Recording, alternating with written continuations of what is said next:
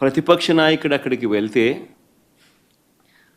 ఆ కార్యక్రమంలో రైతులు ప్రజలు పెద్ద ఎత్తున పాల్గొంటే దాదాపుగా 40,000 పైచిలుకు మంది ఆ కార్యక్రమంలో పాల్గొంటూ ఆ ప్రోగ్రాం జరుగుతూ ఉన్నప్పుడు 40 మందే ఎంచినా కూడా అంతకన్నా ఎక్కువ మంది కూడా కనపడరు. 40 మందితో నువ్వు 40,000 మంది జరిగే ప్రోగ్రాం మీద రాళ్ళు వేయాలని ప్రయత్నం చేస్తావు. ఆశ్చర్యం కలిగించే విషయం అది. ఏం జరుగుతూ ఉంది? రైతుల సమస్యలు హైలైట్ కాకూడదా? రైతుల సమస్యల తరపున ఎవరు రైతుల తరపున మాట్లాడకూడదా? రైతులకు సంఘీభావంగా ఎవరు వెళ్ళకూడదా?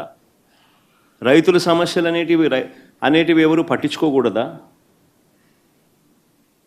40,000 మంది ప్రజలు రైతులు పాల్గొన్న కార్యక్రమంలో 40 మంది చేత నువ్వు డిస్టర్బ్ చేయాలని ప్రయత్నం చేస్తావు.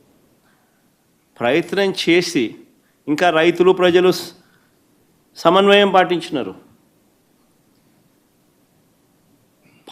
కాబట్టి 40,000 మంది 40 మంది మీద పడలా. ఒకవేళ పడుంటే పరిస్థితులు ఏ మాదిరిగా ఉండేదో నేను చెప్పాల్సిన అవసరం లేదు. ఎవరైనా ఊహించుకోగలుగుతారు. 40 మంది చేత గొడవ నువ్వు చేయిస్తావు, ఉల్టా రైతుల మీద నువ్వు కేసులు మళ్ళా పెడతావు.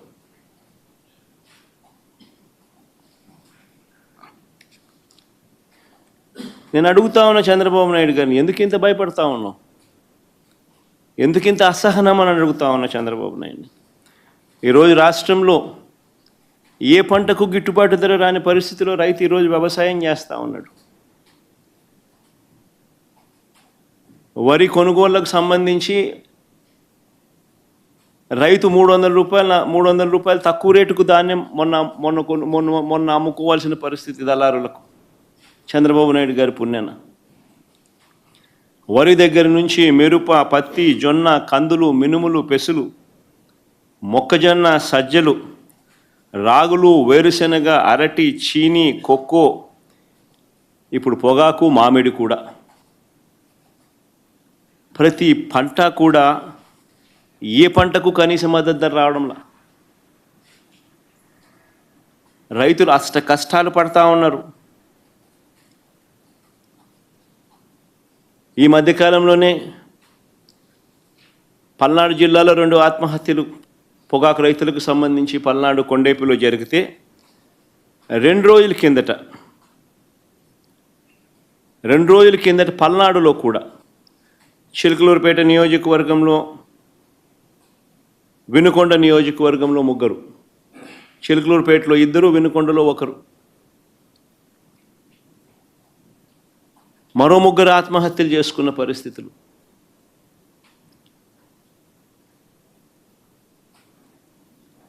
ప్రకాశం జిల్లాలో మన కళ్ళ ఎదుటే ఒక 2 ఆత్మహత్యలు జరిగితే మరో 3 ఆత్మహత్యలు కళ్ళ ఎదుటే కనిపిస్తూ ఉన్నాయి.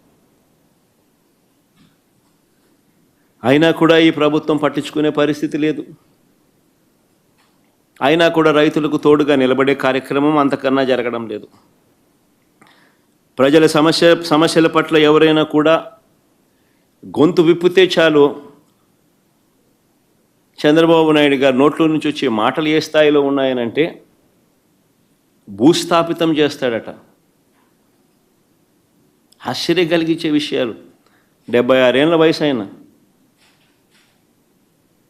76 ఏళ్ల వయసులో ఉన్న ఆయన ఒక ముఖ్యమంత్రి స్థానంలో కూర్చొని ఉన్న వ్యక్తి ఒక టీవీ ఇంటర్వ్యూలో మాట్లాడుతూ ప్రతిపక్షాన్ని భూస్థాపితం చేస్తాడంట. ప్రతిపక్ష నాయకుడు పేరెత్తి ఆయన ప్రతిపక్ష నాయకుడిని భూస్థాపితం చేస్తాడంట. ఆ ఎల్లో మీడియాకి సంబంధించిన ఓనర్, ఆ టీవీ ఓనర్ ఒకడు అడుగుతాడు, ఎప్పుడు భూస్థాపితం చేస్తామని. ఈయన అదిగో మొదలు పెట్టేశాను, చేస్తూ ఉన్నాను, త్వరలోనే చేసేస్తాను ఈయన అంటాడు. ఆశ్చర్యం. 76 ఏళ్ళ ముసలాయన.